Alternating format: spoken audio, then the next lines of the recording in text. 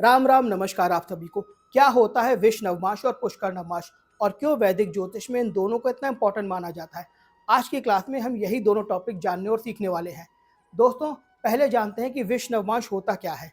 जिस भी व्यक्ति की कुंडली में 3 ग्रह विष नवमास या मृत्यु भाग में आ जाते हैं तो उसको जीवन में कोई एक या एक से ज़्यादा बार असाध्य रोग, गंभीर बीमारी या क्रॉनिक डिजीज होने की संभावना बहुत ज़्यादा बढ़ जाती है। इसके अलावा जिसका भी लग्न लग्नेश विष नवमास में आ जाता है तो ऐसे जातक की इम्यूनिटी भी थोड़ी वीक हो जाती है। समय समय पर उसको छोटी मोटी बीमारियां, इन्फेक्शन, चोट चपेट लगती ही रहती है। विष नवमास जन्म कुंडली के कई अच्छे योगों को फलित तक नहीं होने देता। यही कारण है कि कई बार लोग कहते हैं कि भैया हमें तो फलाने व्यक्ति से हमने सुना था कि हमारी कुंडली में ये राजयोग है, ऐसा योग है, वैसा योग है, लेकिन वैसा तो हमारे जीवन में कुछ नहीं हुआ। तो क्या फायदा ऐसे ज्योतिष का, तो किसी काम का नहीं है। अक्सर उन लोगों की कुंडली में इसी तरह का विष नवमास या कोई ऐसा योग बना होता है जो या तो इस जन्म कुंडली के इस योग को फलित नहीं होने देता या उस अच्छे योग की काट कर देता है। जन्म कुंडली के ग्रह और भावों पर इसका किस प्रकार का प्रभाव होता है और कैसे इसके फलित होते हैं, इसको बताने से पहले मैं आपको बता दूं कि मृत्यु भाग का ट्यूटोरियल वीडियो मैं ऑलरेडी बना चुका हूं। ये आपको उसका थंबनेल दिख रहा होगा। ये एक शॉर्ट वीडियो है जो आपको मेरे YouTube channel Ravi Verma stone पे भी मिल जाएगा और मेरे इंस्टाग्राम और फेसबुक अकाउंट पे भी अवेलेबल है। वापस आते हैं अपने टॉपिक विष नवमास पर। विष नवमास जन्म कुंडली के ग्रह योगों की वो स्ट्रेंथ, सूक्ष्मता और फलित कैपेसिटी बताता है जो जनरली लग्न कुंडली को ऊपर ऊपर से देख करके आप नहीं जान सकते, क्योंकि इसमें डिग्री और राशियों का बहुत इंपॉर्टेंट रोल होता है। इसको नोट करने के लिए आप लोग तैयार हो जाइए। जो भी ग्रह विष नवमास में आ जाता है तो जिस भाव में ग्रह बैठा होता है उस भाव और उस ग्रह से संबंधित बॉडी पार्ट्स में बीमारियां, इन्फेक्शन और कष्ट देने का काम तो करता ही है, साथ ही उस भाव और ग्रह के संबंधित कारक तत्वों और रिश्तों में भी खराबी और समस्या देने का काम करता है। जैसे कि मान लीजिए अगर जन्म कुंडली में शुक्र और सूर्य विष नवमास में आ जाए तो ये आईसाइट की भी प्रॉब्लम देगा, व्यक्ति को जीवन में मान सम्मान की भी प्रॉब्लम देगा और उसके जो शुक्र से संबंधित कारक तत्व है उसमें भी खराबी देने का काम करेगा। जैसे अगर किसी का बुध विष नवमास में आ जाए तो उसे skin diseases, skin problem, dental problem, jaw line के आसपास की कोई समस्या, नसों की कोई समस्या देखने को मिल सकती है। और इसी के साथ साथ अगर बुध के साथ साथ उसका केतु भी विष नवमास में आ गया तो नसों की प्रॉब्लम और ज़्यादा देखने को मिलती है। जन्म कुंडली में आरूढ़ लग्न या इंदु लग्न विष नवमास में आ जाए तो ना केवल ये सामाजिक प्रतिष्ठा, सामाजिक इमेज पर खराब असर डालता है, बल्कि कम उम्र से जातक के जीवन में संघर्ष भी बढ़ा देता है। जैसे मान लीजिए अगर किसी की जन्म कुंडली में बृहस्पति ग्रह 10th हाउस में मिथुन या कन्या राशि में विष नवमास में आ जाए तो ये ना केवल उसके काम कारोबार में समस्या देगा, बल्कि उसके गुरु, टीचर, उसके उम्र के बड़े लोगों से उसके संबंध भी खराब करेगा, मैरिड लाइफ और रिश्तों में भी खराबी देगा, पेट, डाइजेशन से संबंधित समस्याएं भी देगा और ऐसे व्यक्ति के उत्तर या उत्तर पूर्व में कोई ना कोई वास्तु दोष भी देखने को मिलेगा। विष नवमास लग्न कुंडली की राशियों और ग्रहों की डिग्रियों के कॉम्बिनेशन से देखा जाता है, लेकिन इसमें भाव या हाउसेस कौन से हैं ये बिल्कुल मैटर नहीं करता। ध्यान दीजिएगा बात को, मैं फिर से रिपीट कर रहा हूँ। जन्म कुंडली में हाउस कौन सा है, कौन सा भाव है, विष नवमास से मैटर नहीं करता। सिर्फ राशियों और उन राशियों में बैठे हुए ग्रहों की डिग्रियों से डिसाइड होता है कि ग्रह विष नवमास में आ रहा है या नहीं। और शायद यही कारण है कि ये विद्या लाल किताब या नाड़ी ज्योतिष में नहीं है, क्योंकि लाल किताब में ना तो राशियां देखी जाती है, ना डिग्रियां, ना ही नक्षत्र, केवल भावों में ग्रहों की प्लेसमेंट से प्रिडिक्शन कर दिया जाता है। दोस्तों, इसे जानने के लिए सबसे पहले तो एक टेबल चार्ट आपके सामने फ्लैश हो गया होगा, आप लोग इसे नोट कर लीजिए, इसका स्क्रीनशॉट ले लीजिए। जैसा कि आपको दिख रहा होगा कि मेष, वृषभ, कन्या और धनु राशि के सामने 0 डिग्री से लेकर के 3 डिग्री 20 कला तक लिखा हुआ है। इसमें जो कला लिखा है आप इसे मिनट भी बोल सकते हैं, क्योंकि एक राशि में 30 डिग्रियां होती हैं। तो उसका मतलब ये हैगा कि मेष, वृषभ, कन्या और धनु राशि में जो भी ग्रह 0 डिग्री से लेकर के 3 डिग्री 20 मिनट के बीच में होगा वो ग्रह विष नवमास में माना जाएगा।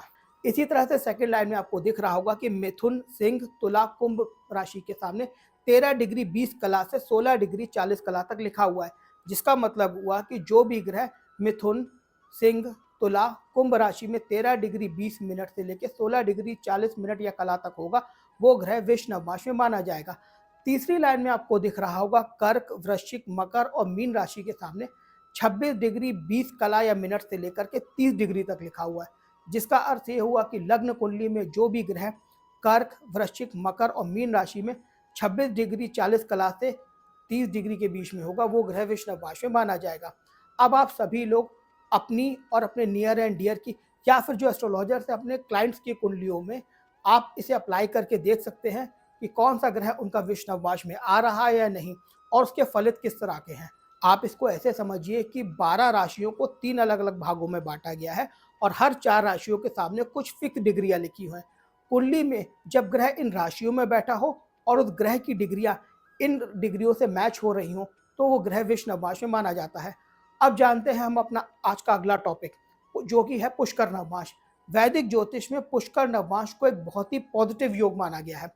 पुष्कर नवमास की सबसे अच्छी बात ये होती है कि जन्म कुंडली के किसी भी ग्रह योग की पॉजिटिविटी को बढ़ाने का और खराब ग्रह योगों की निगेटिविटी को कम करने का काम करता है। आप ऐसे समझिए कि अगर जन्म कुंडली में कोई भी ग्रह खराब होकर के बैठ जाए, या कोई खराब युति कंजंक्शन आ जाए, या त्रिकोण में कोई ऐसा खराब कॉम्बिनेशन बन जाए और वो ग्रह पुष्कर नवमास में आ जाए, तो उसके दुर्योगों के नेगेटिव रिजल्ट्स में कमी आती है। इसी तरह से अगर कोई ग्रह अच्छा होकर के बैठ जाए, कोई अच्छी युति कंजंक्शन बन रहा हो और वो पुष्कर नवमास में आ जाए, तो उसके पॉजिटिव फल और ज़्यादा बढ़ जाते हैं। पुष्कर नवमास में जब कोई ग्रह आ जाता है, तो ग्रह की सृजन शक्ति, रीडेवलपमेंट या रीस्टैब्लिशमेंट कैपेसिटी बहुत ज़्यादा बढ़ जाती है।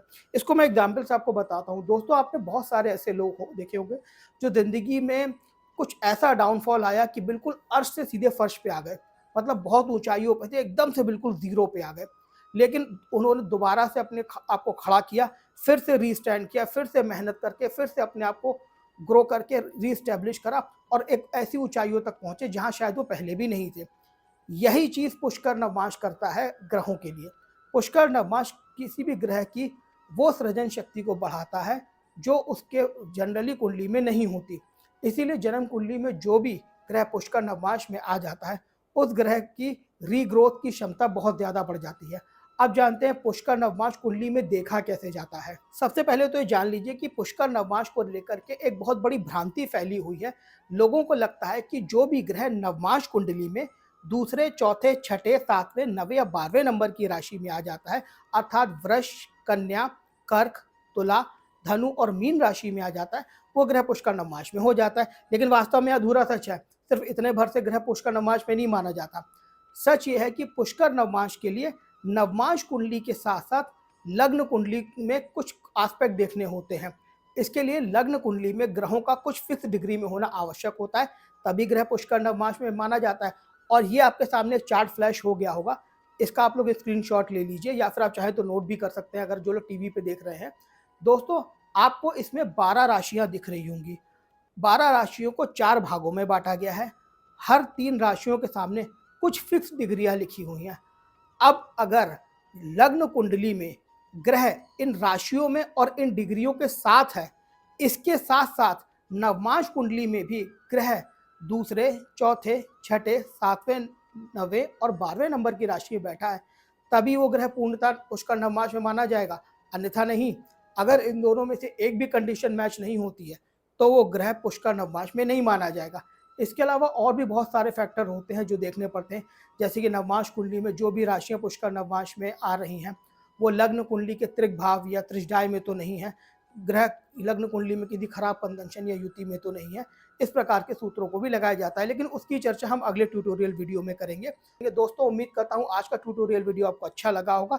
आज के वीडियो से आपको कुछ ना कुछ नया सीखने और जानने को जरूर मिला होगा। और अगर आप ज्योतिष, न्यूमरोलॉजी, वैदिक न्यूमरोलॉजी सीखना चाहते हैं, तो मेरे नीचे दिए हुए नंबर 7052475551 पे व्हाट्सएप करके मेरी टीम से संपर्क कर सकते हैं।